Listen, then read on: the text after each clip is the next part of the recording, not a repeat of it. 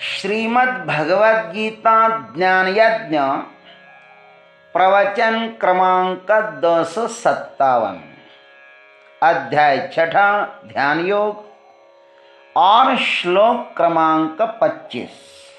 जय महाकाल। आज 15 जनवरी है और अपने यज्ञ की पूर्णाहुति के ठीक 404 दिन शेष है। जय महामृत्युंजय महायज्ञ। ओम त्र्यंबकं यजामहे सुगंधिं पुष्टिवर्धनम् उर्वारुकमिव बन्धनान् मृत्युर्मुक्षीयमामृतात्। सदाशिवसमारम्भान् शङ्कराचार्यमध्यमाम् अस्मदाचार्यपर्यन्तां वन्दे गुरुपरम्पराम्। वसुदेवसुतं देवं कंसचाणूरमर्दनं देवकी परमानन्दं कृष्णं वन्दे जगद्गुरुम्। ओम तत्सत्। भगवान श्री कृष्ण परमात्मा ध्यान योग के विषय में कह रहे हैं, ध्यान योग का गुणगान गा रहे हैं। अब वे मन को एकाग्र करने की और भी सुगम विधि बताते हैं। आइए उनकी भाषा में सुनते हैं। शनहे शनहे उपरमेद बुद्ध्या धृति गृहेतया आत्मसंस्थं मनः कृत्वा न किंचिदपि चिंतयेत। धृति गृहीतया बुद्ध्या शनहि शनहि उपरमेत मनः। धैर्य युक्त बुद्धि के द्वारा क्रम क्रम से उपरति को प्राप्त हो जाते हैं। आत्मसंस्थं कृत्वा किंचिदपि न चिंतयेत, और मन को परमात्मा में स्थित करके परमात्मा के सिवा और कुछ भी चिंतन न करें। भगवान ने सुगम विधि बताई है। आइए सद्गुरु की कृपा से इस पर हम लोग चिंतन करते हैं। धृति गृहीतया बुद्ध्या शनहि शनहि उपरमेत। गीता जी का यह सूत्र बड़ा ही मूल्यवान है। इसमें साधक अपना मन कैसे एकाग्र करे ये बताया है। 24वें श्लोक में कहा था, संकल्पों का बेटा जो काम है ना, उसको त्याग कर मन के द्वारा इंद्रियों को अपने वश में करो। और अब कहते हैं, मन को भी जानने वाली जो बुद्धि है उसके द्वारा मन को अपना बनाओ। मन संकल्प विकल्प करने का काम करता है और यह बुद्धि वस्तु को यथार्थ जानने का काम करती है। किसी भी वस्तु से उपरत होना हो तो उसे वस्तु का यथार्थ बोध होना अनिवार्य है। मन इंद्रियों के द्वारा उनके विषय में दौड़ता रहता है। मन आंख के द्वारा यदि किसी सुंदर वस्तु को देखकर आकर्षित हो जाता है तो साधक को सदसद विवेकवती बुद्धि के द्वारा विचार करना चाहिए। अपने धर्म के अनुकूल विचार करना चाहिए। आंख का कार्य ही है देखना, मन का कार्य है आकर्षित करना। उस स्त्री हो पुरुष हो सुंदर गाड़ी हो चाहे जो भी हो, आसक्ति का विषय। मन आकर्षित होता है। उन आकर्ष वस्तु जो कुछ भी वस्तु है उसको आसक्ति पूर्वक चिपकने का निर्णय कर लेना, ये किसका काम है? मन का काम है। अधिकतर आदमी भावनावश होकर ही ऐसे संबंध परस्पर स्थापित कर देते हैं, दूसरों के साथ जुड़ जाते हैं, मन के द्वारा जुड़ जाते हैं।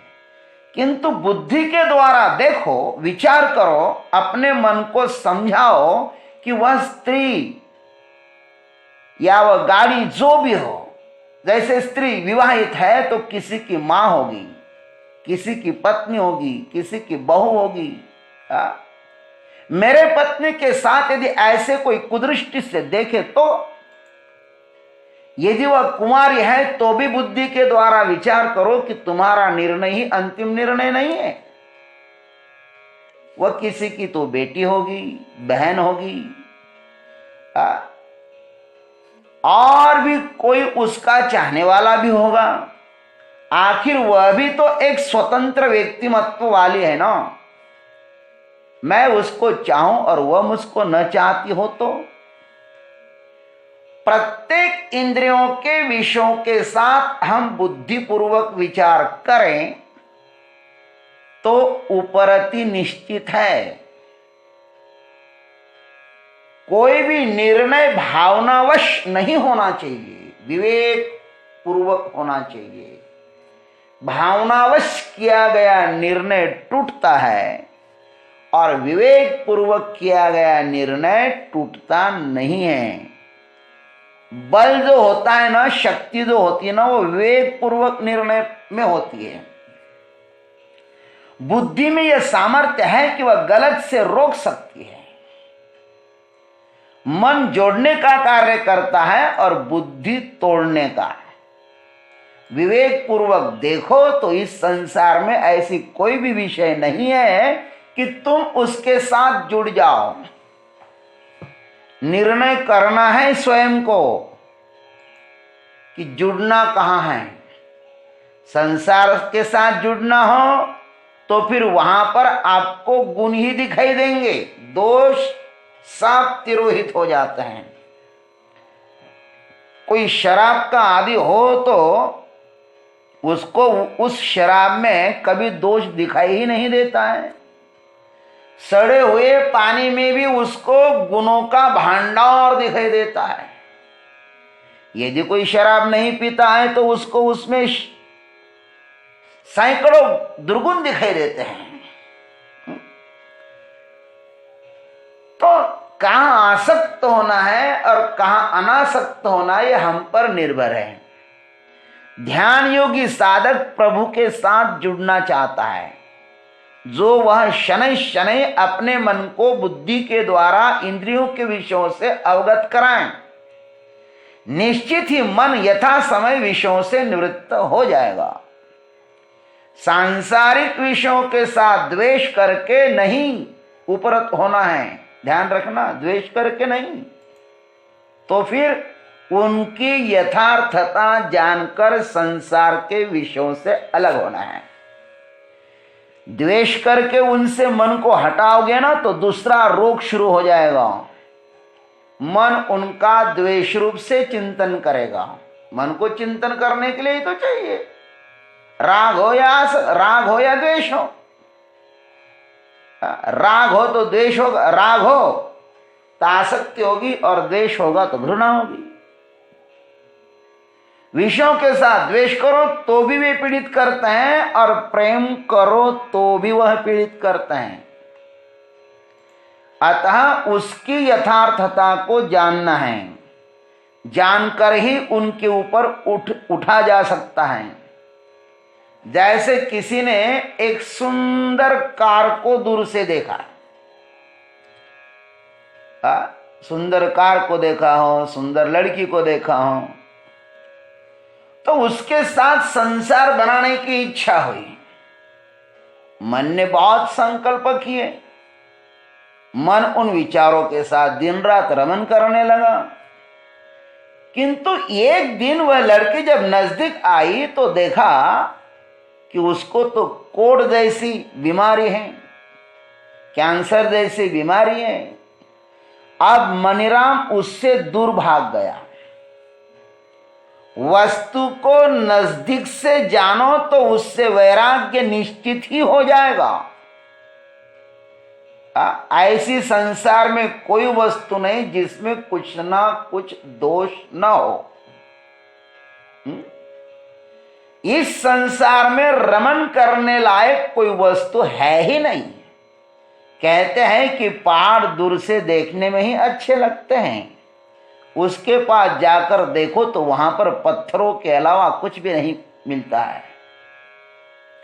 सात्विक धृति धैर्य के द्वारा सात्विक बुद्धि से आत्मस्वरूप का चिंतन करते हुए अपने मन को उसमें प्रविष्ट कराओ, ऐसा भगवान कहते हैं। फिर आत्मसंस्तम मनः कृत्वा किंचिदपि न चिंतयेत्। मन का काम है पकड़ना, जुड़ना। मन जब किसी के साथ जुड़ जाता है ना, तो फिर उसकी प्राप्ति के लिए बिना पीछे नहीं लौटता, प्राप्त करता ही है उसको। प्राप्त किए बिना पीछे लौटना उसको आता ही नहीं। उसको जुड़ने में थोड़ा विलंब लगता है, किंतु जुड़ जाए तो काम पूर्ण ही करता है। लोगों का मन मातृभूमि के स्वतंत्र करने में जुड़ गया था महाराज, है ना। बहुत सारे लोग इस देश को स्वतंत्र करने में लग गए थे, तो कितने सारे लोगों ने हंसते हंसते अपने प्राणों की आहुतियां दी। क्या उनको अपनी जान प्रिय नहीं थी? प्रिय थी, किंतु मन जुड़ गया स्वतंत्र संग्राम में। अब कौन पीछे हटेगा? मन का स्वभाव है जुड़ना। जब तक वह जुड़ता नहीं तब तक संकल्प विकल्प करता रहता है। संकल्प विकल्प होते ही इसलिए कि कहीं स्थिर हो जाए। बुद्धि के द्वारा जब मन को परमात्मा का महात्म्य समझाया जाए तो वह आत्मसंस्तम भी हो सकता है। बुद्धि के द्वारा जब मन को हम समझाते हैं तो आत्मसंस्त भी हो सकता है। विषय संस्थ जब होता है तो क्या आत्मसंस्त नहीं होगा?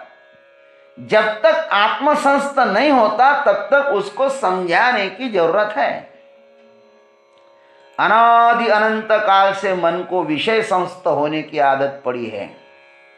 अब तक उसको आत्मसंस्त के विषय में किसी ने बताया तक नहीं है। साधक पहली बार मन को आत्मसंस्त बनाने की चेष्टा कर रहा है, अतः धैर्य युक्त बुद्धि से उसे समझाना है।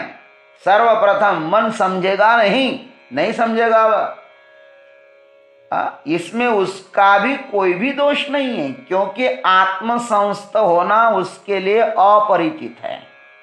विषय संस्थ होने के लिए उसको समझाने की जरूरत नहीं है। पशुओं के मन को भी नहीं समझाना पड़ता। जैसी जैसी इंद्रियां खुलेगी ना, मन वैसे वैसे विषयों में दौड़ेगा। मन विषयों में सहज आकृष्ट होता है, वही आज तक उस पर संस्कार पड़े हुए हैं। लेकिन साधक को ध्यान रखना चाहिए कि मन में विषय संस्थ होने का सामर्थ्य है तो आत्मसंस्थ होने का भी सामर्थ्य है। आत्मसंस्थ होने के संस्कार मन पर आरूढ़ करना हो तो साधक को अपने बुद्धि से बड़ी मेहनत करनी पड़ेगी। आत्मा का महत्व मन को समझाना पड़ेगा। परमात्मा स्वरूप को समझना मन के लिए भी बड़ा दुष्कर ही है, क्योंकि परमात्मा स्वरूप अदृश्य है, सिर्फ अनुभवजन्य है। इसको समझना मन को सर्वप्रथम कठिन जा सकता है। अतः गुरु पर, वेदांत वाक्य पर श्रद्धा विश्वास होना भी अनिवार्य है। अदृश्य परमात्मा में स्थित होने के लिए मन को श्रद्धा और विश्वास की खूंटी चाहिए। उसको आधार बनाकर ही प्रभु को यह मन पा सकता है, क्योंकि मन को पकड़ने की आदत है और अब तक मन विषयों को ही पकड़ते आया है। श्रद्धा और विश्वास की खूंटी को आधार बनाकर परमात्मा तत्व में मन को स्थित करें, फिर उस अवस्था में किसी भी पतनोन्मुख विषयों का, विचारों का यत्किंचित भी चिंतन न करें। आत्मा में जब मन स्थित हो जाता है तो आत्म सिद्धि प्राप्त होने तक पीछे मन को न लौटाएं। वहां पर यदा कदा उब पैदा हो भी जाए, पैदा होगी उब, लेकिन प्रयत्न नहीं छोड़ने चाहिए। वहां से एक बार नीचे गिरने के बाद फिर पुनः चढ़ना दुष्कर होगा। बहुत से इस साधना से गिरे हैं महाराज। बहुत से लोग इसमें टिकते भी नहीं हैं, क्योंकि उनके पास धैर्य नहीं होता। अधिक लोगों के लिए यह मार्ग दुर्गम है। जो वस्तु क्षुद्र है वह शीघ्र मिलेगी, उसके लिए अधिक धैर्य की जरूरत नहीं पड़ती, किंतु बड़ी चीज चाहिए तो बड़ा धैर्य भी होना चाहिए। इसलिए आत्मसंस्थ होने के बाद श्रद्धा और विश्वास की खूंटी पकड़कर वहीं पर मुर्दे की तरह साधक को पड़े रहना चाहिए। इस स्थिति में अन्य किसी का भी चिंतन नहीं करना चाहिए। परमात्मा के दरबार में आकर क्षुद्र वस्तुओं का चिंतन करना यह परमात्मा का तिरस्कार है। भरपूर प्रयत्न करने के पश्चात भी यदि साधक का मन पूर्व संस्कार के कारण बलात् विषयों में चला जाए तो उसे क्या करना चाहिए? क्या उनके लिए फिर उत्थान का कोई मार्ग नहीं है? एक बार नीचे आने के बाद फिर क्या वह ऊपर नहीं उठ सकता? इस पर भगवान आगे के 26वें श्लोक में कहते हैं, उसको हम लोग कल देखेंगे। जय गुरुदेव, जय जगदीश्वर, जय जय महाकाल।